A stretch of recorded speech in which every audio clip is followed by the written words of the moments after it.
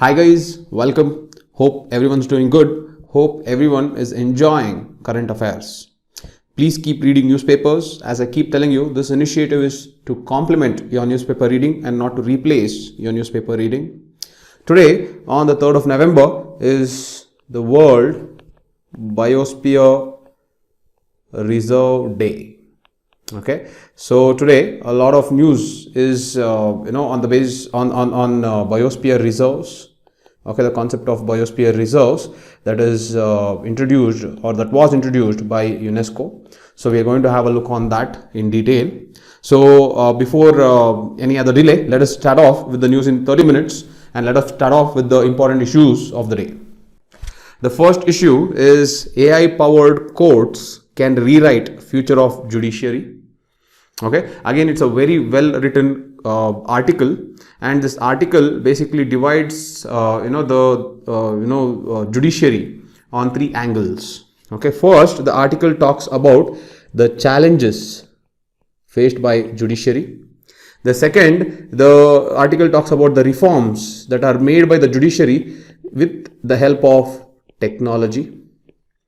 Okay, and the third, the article talks about the AI and its usage in judiciary.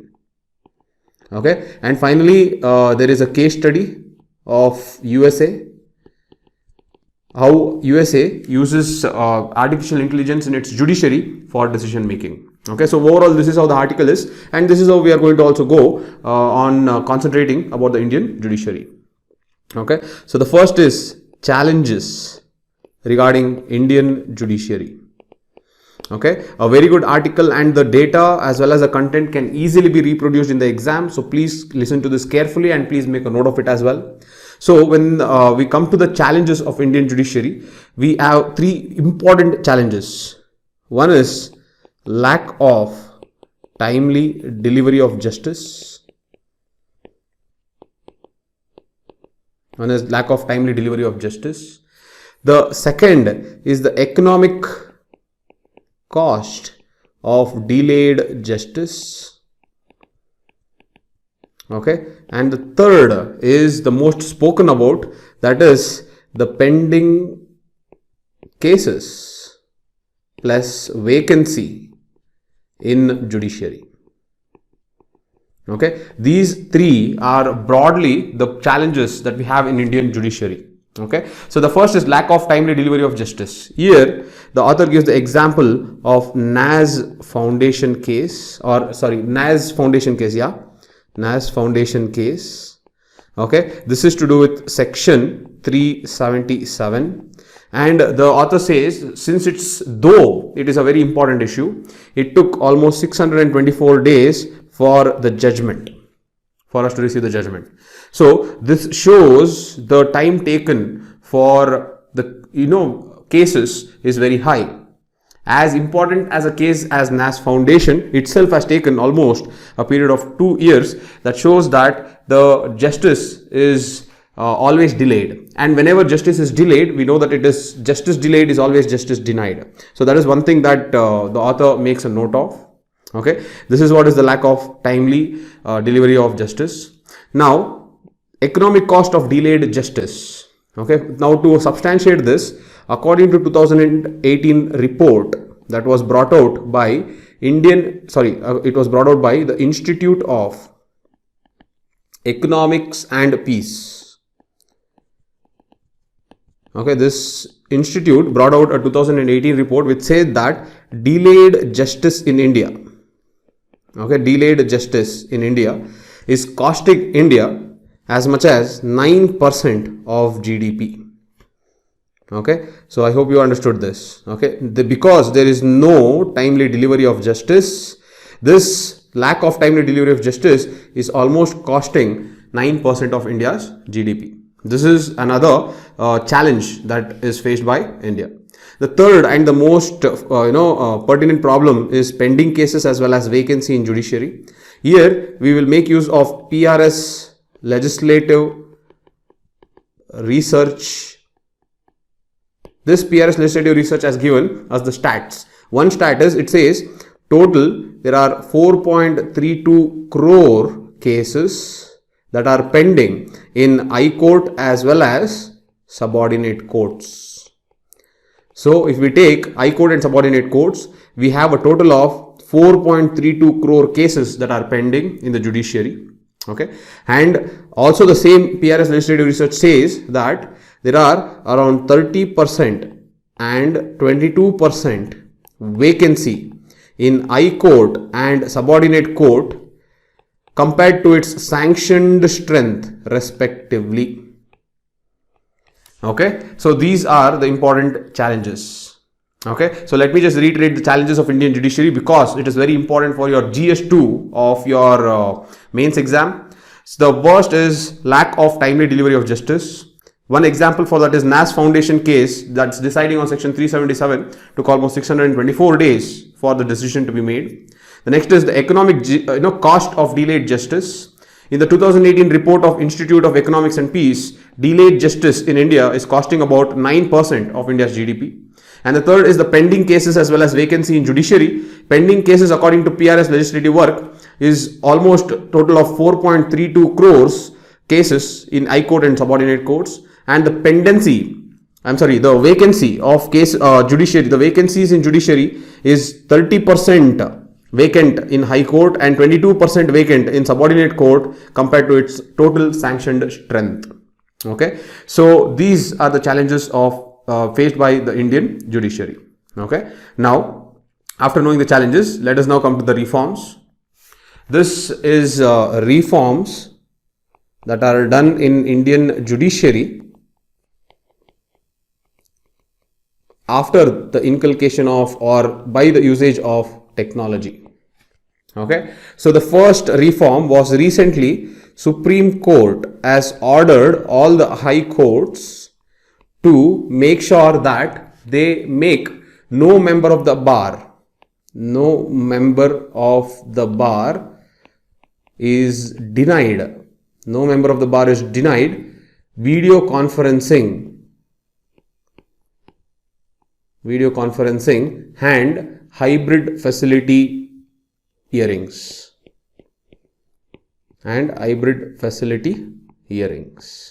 Okay, that is the recent order given by the Supreme Court to all high courts. This is the first one. The second is during COVID times. Okay, during COVID times, the judiciary inculcated three things. One, it inculcated virtual hearings. Okay, it inculcated online dispute resolution.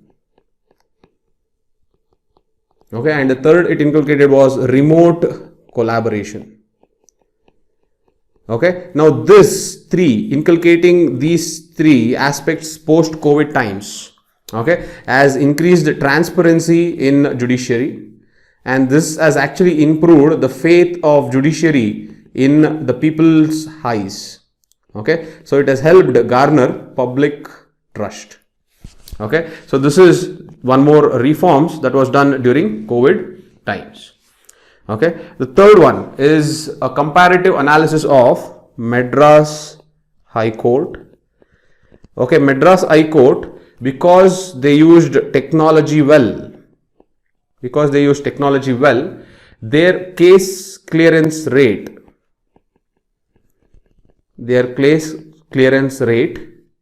was much higher compared to all the other high courts. So the statistics is their case clearance rate was 93% and 98% in 2020 and 2021 respectively.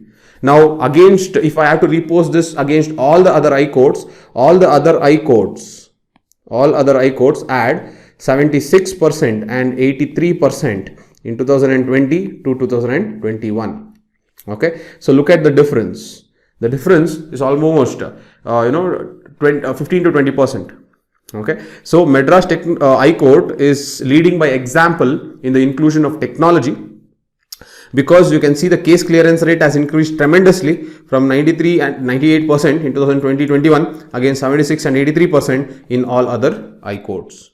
Okay, the fourth is e-court project that was implemented under National E-Governance Plan. Okay, this also has become very successful. So what is e-court? E-court involves these components. One is using wide area network to provide broadband connectivity around the court premises. The next is National Judicial Data Grid. This is a database that has all the cases, both pending as well as disposed. Okay. The next is there is a concept called virtual courts. You should know that these virtual courts are created mainly for traffic challan cases. Okay, and this comes in e-court. Virtual courts is the next component of e-court. The next is the concept of video conferencing. As I told you in the first point, the recent order given by the Supreme Court for all the I courts to not bar any member from asking for video conferencing. So that is another component. And the last is e-filing. Okay, so these are some of the components of judicial reforms. So let me just repeat the judicial reforms from technology perspective. How well have we performed? The first is the recent order by the Supreme Court telling all the I courts that no member of the bar is denied when it comes to video conferencing and hybrid facility hearings. That is a good thing. So that comes under, as you know, the e-court, which also incentivizes video conferencing. The next is during COVID times, the Indian judiciary adopted three things: virtual hearings, online dispute resolution, and remote collaboration. This has actually improved the transparency and hence created public trust amongst the judiciary. The third is the case of Madras High Court. In using technology, they have helped improve the case clearance rate. Their rate is 93% and 98% in 2020-21 compared to all other high courts that stand at 76 and 83% in 2020-21 respectively. And the last is the implementation of e-court under the National E-Governance Plan. E-court has four components. The first is wide area network providing broadband connectivity to court premises. The next is National Judicial Data Grid, that is nothing but creating a database of disposed cases as well as the pending cases. Okay. The third is the virtual courts that is created exclusively for traffic challan cases, and e-filing of the cases as well as the video conferencing are the other components. So these are some of the reforms that are done by the Indian judiciary. Okay. Now I come to the most important aspect, that is the use of artificial intelligence by Supreme Court. Okay, the use of artificial intelligence by Supreme Court. There are two, space that the Supreme Court is already using the AI system. The first space is known as SUPACE. This is one place where the Supreme Court is already using the AI system, and the another place where it is using the AI system is SUVAS. Okay, so these are the two aspects. So let us find out what they are. SUPACE is nothing but Supreme Court Portal for Assistance. Supreme Court Portal for Assistance in Court Efficiency. Okay, so Supreme Court Portal Assistance in Court Efficiency. Okay, this is what is SUPACE. Okay, so this basically is a AI that will help assist judges in two things. One is case management. Okay, and the second is decision making. Okay, the Supreme Court Portal for Assistance in Court Efficiency basically assists judges in case management as well as decision making. And the next is SUVAS. The full form is Supreme Court Vaidik Anuvad Software. Okay, it is basically a software for translating the judgments from English to other languages. Okay, so currently this software can translate it to 10 vernacular languages. It is able to do this. Okay, so basically SUVAS is a machine assisted translation tool. Okay, so these are the two things. The first is SUPACE, Supreme Court Portal for Assistance in Court Efficiency. So it will basically, this particular thing is to improve the court efficiency, and that improvement comes from one, case management, and the third is decision making. Okay, and the next is SUVAS, which is basically a translation tool which translates the judgments given in English in the Supreme Court into other vernacular languages, and currently it is able to translate it into 10 vernacular languages. Okay, now this is the current inculcation of artificial intelligence into the Supreme Court. Now, what is the one area of contention is using AI in decision making. Okay, currently the Indian Supreme Court does not use it to a much greater extent when it comes to decision making, but the author gives a case study of Supreme Court of USA. Okay, Supreme Court of USA is using AI. Basically, they are using algorithms, and these algorithms are used in order to help them with respect to bail applications, and also their sentencing. They are also used with respect to sentencing. Okay, so two things AI is being used already in USA. One is for bail application and sentencing. Now, there was an investigation that was made into the data that was given by the AI to the Supreme Court of USA, and this investigation claimed that there were a lot of false positives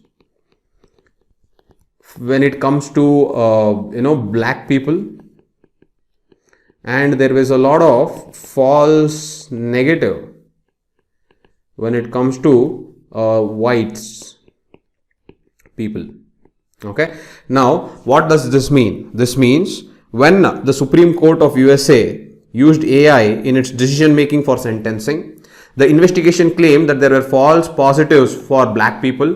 That means there were many black people who were claimed to be guilty though they did not.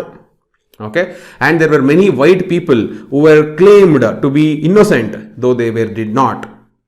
Okay, so this shows the potential biases within the AI system. So basically, the AI system is also mimicking the negative aspect of human behavior, that is ethnic discrimination or racism.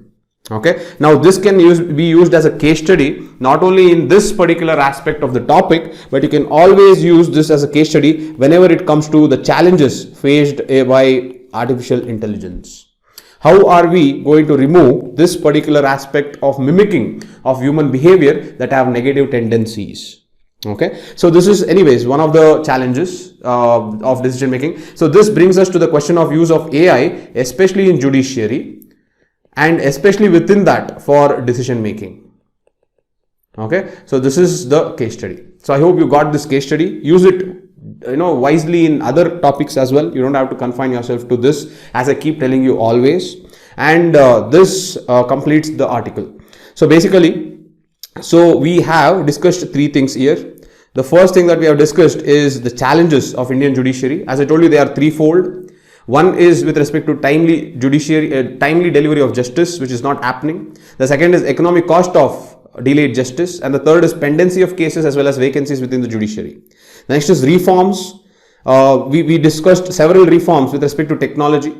The Indian judiciary has adopted online dispute resolution, remote collaboration, as well as it has adopted virtual hearings. So the e-courts, the program under the National E-Governance Plan, has also been implemented successfully, and we are looking at a recent order of Supreme Court advising the high courts not to ban any type of not to deny any bar member from using video conferencing or hybrid facility hearings.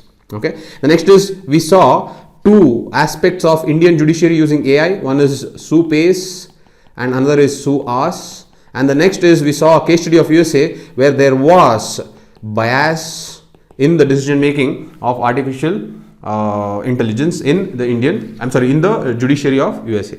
Okay, so this is what the article is all about. A very beautifully written article. It gives a well-rounded facts and perspectives not only about AI but also within the judiciary and its functioning. So you can make use of this. This itself becomes your notes for Indian judiciary. Okay, so let us go on to the next issue. The next issue is Aadhaar data The next issue is Aadhaar data bust raises a fresh safety and security concerns. Okay, so this keeps coming up. This article is mainly talking about the breach of privacy of Indian citizens. Okay, it is not acceptable because in Puttaswamy case, privacy is a fundamental right of an Indian citizen. So, if it's a fundamental right of the Indian citizen, then the breach of privacy is a violation of the fundamental right of the Indian citizen. Hence, the government must take its measures to make sure that this breach does not happen. Yes, however, now two instances or two facts that you can use in your answers to show the importance of cyber security. As you know that in paper 3, cyber security plays an important role, and you know that in internal security, one question on cyber security is there every year. Okay, so for internal security, you should have prepared cyber security very well.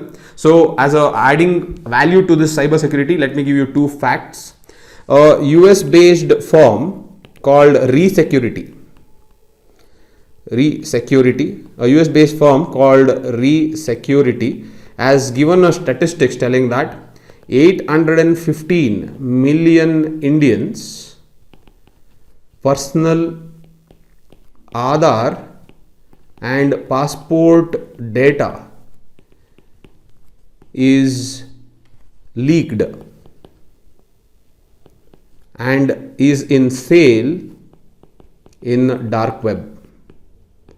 This is one data. So this Resecurity, which is a US based cyber security firm, it says that around 815 million Indians personal Aadhaar and passport data is leaked and is in sale in dark web. This is one stats.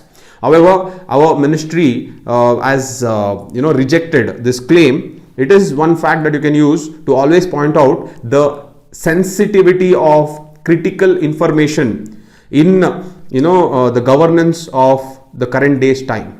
Okay, that is the importance of cyber security. Because everything is run on data is becoming more and more important. Hence, it is becoming more and more critical and sensitive. So, protecting that data is very important. Okay. The second fact that you can use is CAG investigation in 2022. Okay, CAG investigation in 2022 exposed two things. Okay, the first it exposed is UIDAI, okay, which is in charge of all the data collected via Aadhaar, is not sufficiently safeguarding or is not sufficiently safeguarded their data vaults. Okay, this is the first thing that it says. The UIDAI in charge of the Aadhaar data is not sufficiently safeguarding their data vaults. And the second thing that the CAG investigation said is the leaks of the data is mainly or largely emanating from, clients and vendors.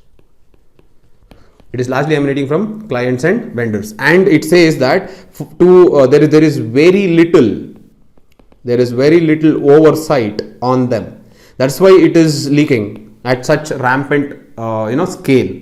Okay, so to reiterate the fact, one USA's cybersecurity firm Resecurity says 815 million Indians personal Aadhaar and passport data is leaked in dark web. The second is our Comptroller and Auditor General investigation itself in 2022 says UIDAI in charge of Aadhaar data is not sufficiently safeguarding their data vaults.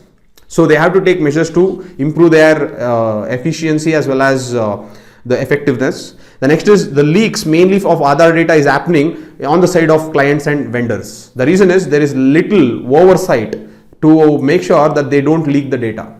Usually what happens in India is every vendor or every client asks the Indian citizens their Aadhaar card as proof. And when the Indian citizens give the Aadhaar card as proof to these vendors and clients, they use it at that instance, and how they dispose it or how they save it is completely not taken care of. So when they do it in a very lethargic way or a laid back manner, this saved data becomes easy way for the hackers to get access to. Okay, this is the major problem that is happening in India. So this perspective, okay, can be brought in different topics. Okay, it can be brought within the ethics also. Okay, how social responsibility is lagging amongst the people.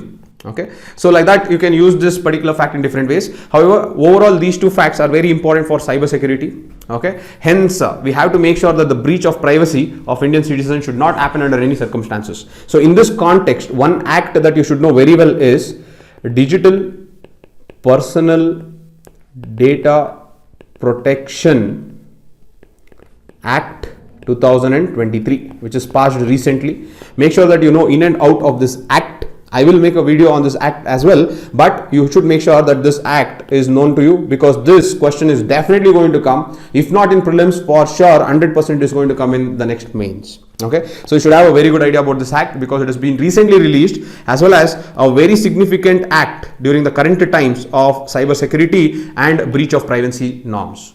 Okay, however, this is about the cyber security as well as the privacy. The next is an interesting article that talks about desert storms aiding carbon sequestration in Arabian Sea. Okay, this can come in prelims in a very indirect way, so you should have a very clear cut understanding of what this particular article is talking about. So let me just read out this. Deserts, which are considered barren and challenge for human habitation, contribute significantly in making oceans productive and turning them into carbon sinks with their dust. Okay, so let me just give you a background of what this is talking about. First, let me go to oceans. In this context, they are talking about Arabian Sea. So in oceans, we have salts. We know that oceans are made up of salt water. So we have salts. Now these salts are also nutrients. Okay, without these salts, biotic components cannot grow in oceans. Okay, so the salts act as nutrients, and nutrients are necessary for the growth of any type of biotic components in oceans. Okay, now if I take the biotic components of oceans, the primary producer in the oceans are planktons. In that planktons, it is basically phytoplankton. Just like how plants are the primary producers in land, in oceans these are the primary producers. When I say planktons means they are floating. Okay, so planktons are the primary producers of the land, and these are dependent on one, sunlight, and the second is nutrients. Okay, so feeding this phytoplanktons are, the next is zooplanktons. As you know, zooplanktons are also floating, but they are feeding on phytoplanktons. They don't prepare their own food. Okay, feeding on them is nectons. Nectons are fishes, those that can swim. Any organism that can swim is known as necton within the marine ecosystem. And along with necton, you have amphibians. Okay, you have amphibians. Alright, so along with this, on top of this, you have sea mammals. Mammals. Okay, sea mammals like whales, seals, sea lions, dugongs, all these are sea mammals. So overall, these are the marine food chain. Okay, if you observe, these are the marine food chain. Okay, now if you see, the base of the food chain is this phytoplanktons. If these phytoplanktons are not there, then the entire food chain will collapse. Okay, so this is the background that you have to know. Now, as I told you, phytoplanktons depend on two things. One is obviously the sunlight, because it has to undertake photosynthesis. The second is nutrients, and that nutrients will come from the salt. The nutrients will come from salt. Okay, now what this article says is desert storms will aid in carbon sequestration in Arabian Sea. Okay, so what it means is, so if I take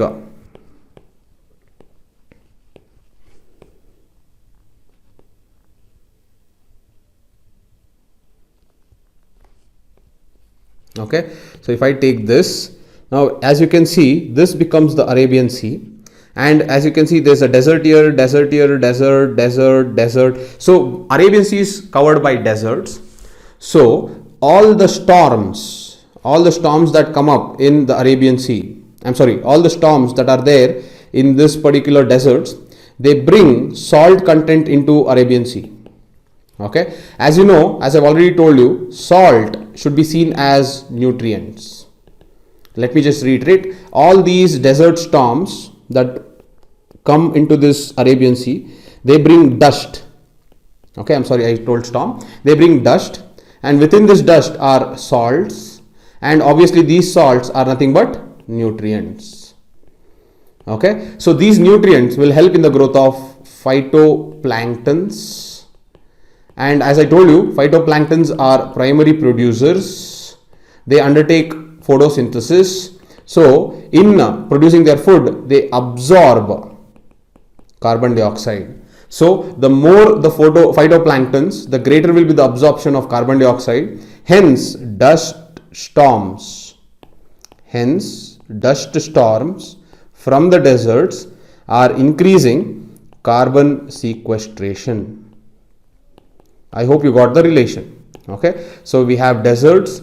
From deserts comes dust storm. Dust storms will get salts. Salts are nothing but nutrients. Nutrients will help in the growth of phytoplanktons, and this phytoplanktons will help in carbon sequestration. This is the link between the deserts and carbon sequestration. Okay, so that is what this article is telling. See, desert storms aiding carbon sequestration.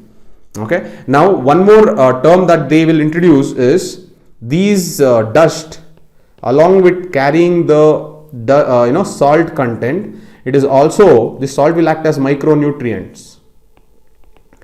Okay, it will also carry something called trace elements. Now this is a very important keyword. I have a very good idea. Trace element can itself be a question in the exam. So trace elements are basically minerals present. They are minerals present in the living tissue. Minerals present in the living tissue in very small amounts. Okay, they are minerals present in the living tissue in very small amounts. Okay, that is the first thing. Now some are nutritionally essential. Okay, not all are nutritionally essential, but some are nutritionally very essential. Okay, and they play a role of catalysts within the human body. Okay, they are an important catalyst, especially with respect to enzymes in human body. Okay, now to see the importance of trace elements in biogeochemical cycles. To see the importance of trace elements in the biogeochemical cycle, the international community has come up with a program called GEOTRACES. Okay, GEOTRACES is an international program to check the biogeochemical cycle regarding or biogeochemical cycle of trace elements. Basically, you have learned in your environment what are biogeochemical cycles. Okay, biogeochemical cycles, basically you learn, example is carbon cycle, phosphorus cycle, nitrogen cycle. Okay, so these are the cycles that you have read. So GEOTRACES is basically to do with the transfer of trace elements. The transfer of trace elements between lithosphere, atmosphere and hydrosphere. Instead of checking about carbon, phosphorus and nitrogen, the GEOTRACES, okay, is mainly concerned about the trace elements and its movement in lithosphere, atmosphere and hydrosphere. Okay, that is what is the biogeochemical cycle of trace elements. Okay, example of trace element is iron, zinc, fluoride, copper, chromium, iodine, manganese and molybdenum. They can ask you direct question on this, which of the following are trace elements. This is a very, very important topic inside a topic. Okay, so please make sure that this trace element as a concept is clearer. They are minerals present in the living tissue in small amounts, necessary, a few of them are necessary, a few of them are not. They act as catalysts And some of the important ones are mentioned here: iron, zinc, fluoride, copper, chromium, iodine, manganese, and molybdenum. And I hope you understood what is GEOTRACES. It is an international program in understanding the biogeochemical cycle of trace elements. Alright, so make a note of this. This itself can become a question. Alright, so this completes the concept of how desert storms will help in aiding carbon sequestration by increasing the salt content or nutrients within the oceans, which in turn will help phytoplanktons grow. Okay, the last article of the day is biosphere reserves are evolving as pockets of hope. On the second anniversary of World Biosphere Reserve Day, that is on November 3rd, it is important to reflect the progress made in conserving and sustainably using this vital ecosystem. Okay, now I will just give you a background of what is this biosphere reserve. UNESCO in 1970s introduced a concept called man and biosphere. Okay, this man and biosphere is known as MAB program. Basically, it is to improve human environment interrelation. As the name itself suggests, see, man and biosphere program. So it will improve human environment interrelation. That is the important aspect. Okay, so in improving this human environment interrelation, it came up with the concept called biosphere reserves. Okay, so what is this biosphere reserve? Okay, biosphere reserve is basically, it constitutes or it divides the region into three components. It breaks the region into three components. Okay, so the innermost component is known as the core. The surrounding to that is known as the buffer, and surrounding to that is known as transition. Don't get confused, transition is at the end. Okay, so any area that has high value naturally or culturally, any region that has high value naturally or culturally is declared as a biosphere reserve. Okay, now this particular biosphere reserve has a core area, a buffer area, as well as a transition area.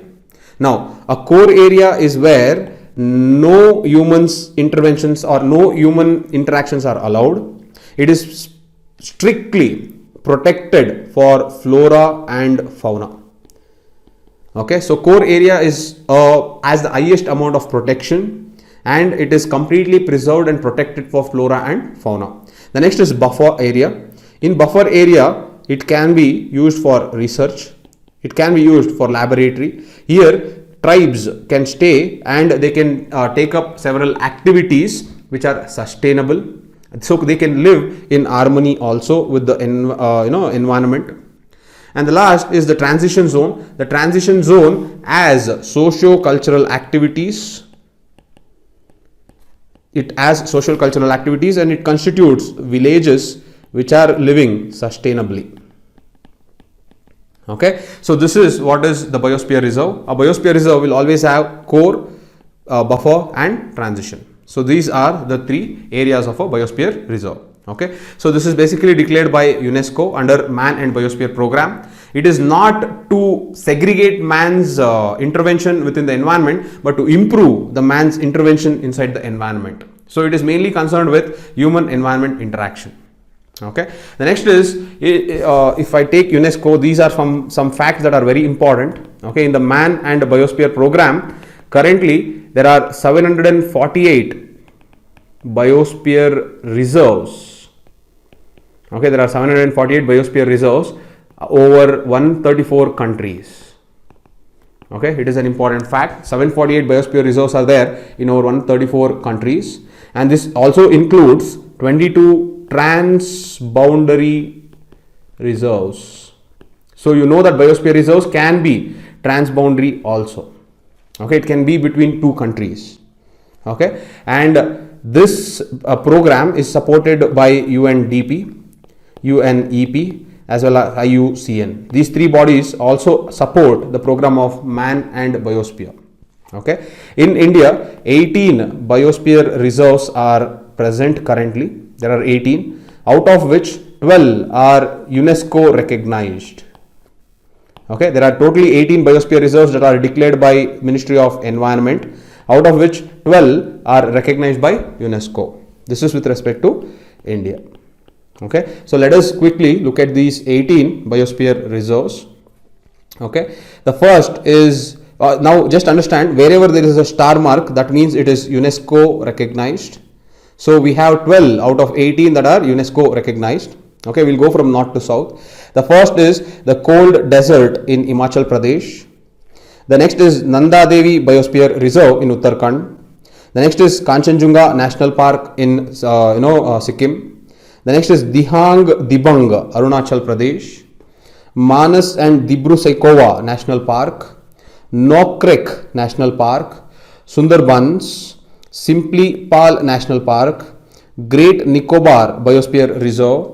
Then there is Seshachalam Hills, Gulf of Mannar, Agastyamalai Biosphere Reserve, Nilgiris Biosphere Reserve, Panna National Park, as well as Panchmar-E National Park. There are two here. The Run of Kutch, Great Run of Kutch, Achaknar Amarkantak Biosphere Reserve. Okay, so as you can see here, totally there are 18 biosphere reserves, out of which 12 are part of UNESCO's MAB program. Okay, so what I would suggest you to do is make sure that just look at it in one order, go in anti-clockwise direction. Okay, and just visualize the biosphere reserves in an order. Go from Nanda Devi, all right, and come back to cold desert. Okay, so when you look at this diagram many number of times and you can visualize, okay, in one particular order, then I think you can retain it in the memory. However, what is important is, yes, you have to memorize these biosphere reserves. Also, now you also have to have at least one or two interesting facts about this biosphere reserve. What is the speciality of that reserve? You should have an idea about it, because the question will come. The questions have become a little more deeper rather than asking superficially 2 years back. Now they're going a little deeper, so you have to develop the depth, and the depth comes by understanding few important interesting features about every biosphere reserve. Just biating the biosphere reserve will not do now. Okay, so develop that depth. However, don't try to develop the depth initially itself. Please make sure that first you are very comfortable with the 18 reserves and then go into the depth of it. That is how you need to improve your levels of reading as well as your levels of memorizing. At once, if you try to buy out, nothing will be there in your mind. Okay, however, these are some of the biosphere reserves, and this is the entire topic. So being a World Biosphere Reserve Day, it is necessary for you to understand the entire concept of biosphere reserves. Okay, so this completes today's important topics. I hope it was helpful. If it is helpful in any small way in your UPSC preparation, please make sure that you like, share and subscribe. Another reminder is, on reaching 2000 subscribers, your TNT series is waiting for you. I am very excited to introduce this series because it is one of a very unique series not yet done anywhere, and I will definitely assure you that this series can be used in your 1, 2, 3, 4, all the 4 GS papers. Take it from me. All right, so make sure that you get your friends, your peers to subscribe to this channel, and make sure you unlock the TNT series as soon as possible. I hope the session was helpful, guys. I'll see you tomorrow again. Bye.